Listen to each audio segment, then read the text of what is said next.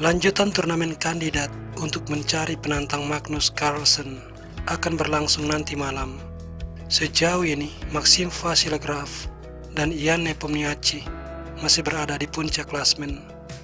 Sementara itu, unggulan teratas sekaligus peringkat 2 dunia, Fabiano Caruana, tertahan di peringkat 3 dan tertinggal 1 angka. Berikut ini adalah game yang dimainkan Caruana pada babak kedua melawan Grandmaster Rusia Kirill Aleksenko.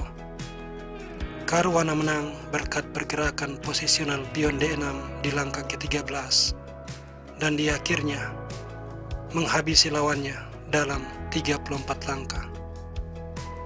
Caruana sebagai putih D4.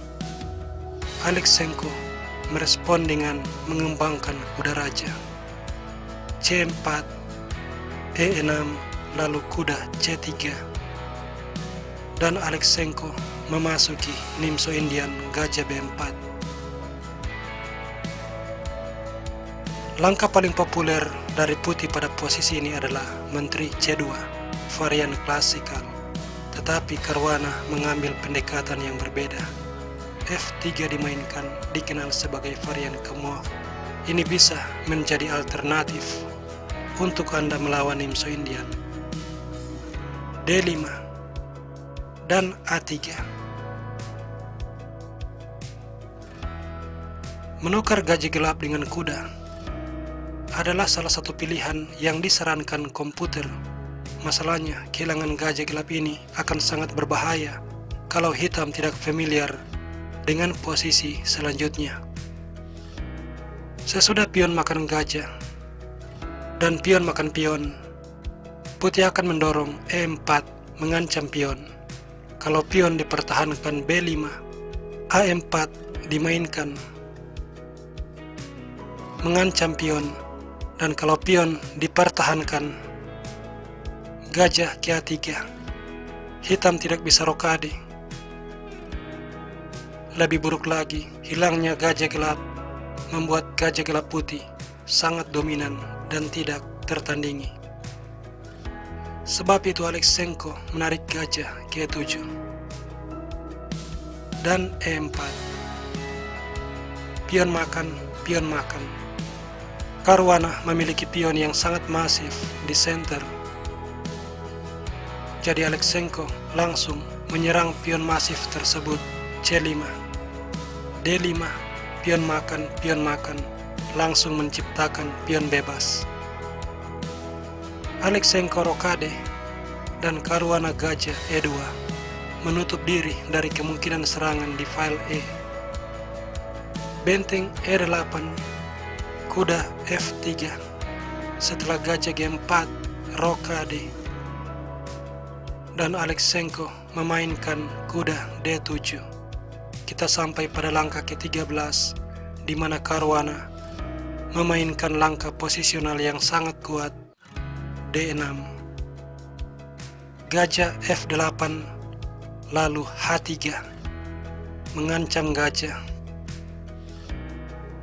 Jika gajah menukar diri, gajah makan dan gajah terang akan sangat aktif. Sebab itu gajah mundur ke H5. Kemudian diikuti dengan kuda B5 mengincar petak C7. Benteng E6, sebuah langkah jebakan, sebab kalau kuda terburu-buru melompat untuk menyerang benteng, hitam akan langsung menang setelah benteng makan pion, mengancam menteri, dan sesudah menteri menghindar, kuda akan hilang. Sebab itu Caruana mempertahankan pion dan memperbaharui ancaman untuk melakukan forking terhadap kedua benteng. A6 mengizinkan kuda C7, tetapi Aleksenko membalas dengan benteng E4 mengancam gajah. Caruana tidak terburu-buru mengambil benteng, dia menyelamatkan gajah.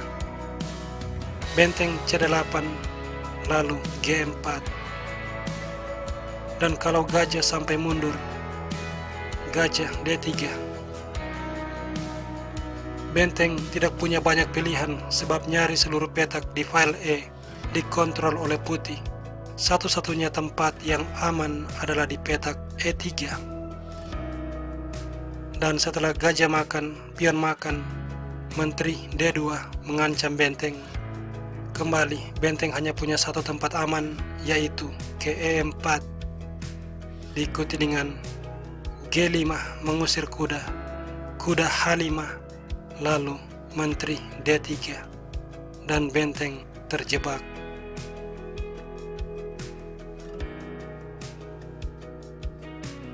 Sebab itu, daripada kehilangan perwira secara percuma, Aleksenko memutuskan gajah makan pion, mengorbankan perwira. Pion makan, kuda makan, dan sebagai ganti kehilangan perwira, Aleksenko mendapatkan 2 pion plus dia merusak pertahanan raja. Gajah ke D3 mengancam benteng. Kuda makan gajah, menyerang benteng dan pion, jadi gajah makan benteng. Dan setelah kuda makan benteng, kebanyakan orang akan memakan dengan raja, tetapi Caruana memilih mengambil kuda dengan menteri, mengorbankan pion D, tetapi ini membuat menteri Caruana bisa menyeberang ke sayap raja. Setelah gajah makan pion, kuda melompat ke D5, mengontrol diagonal peta gelap dari kemungkinan digunakan menteri. Kalau kuda ke F6, kuda makan, menteri makan, kemudian menteri H3. Serangan ganda, putih akan menang. Sebab itu G6 dipilih, dan lalu menteri H3.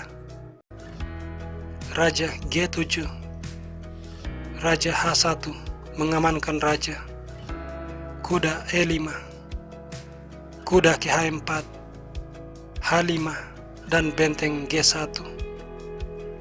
Gajah F8, kuda F4, kuda ke G4, lalu kuda makan pion skak, pion makan, kemudian gajah F5.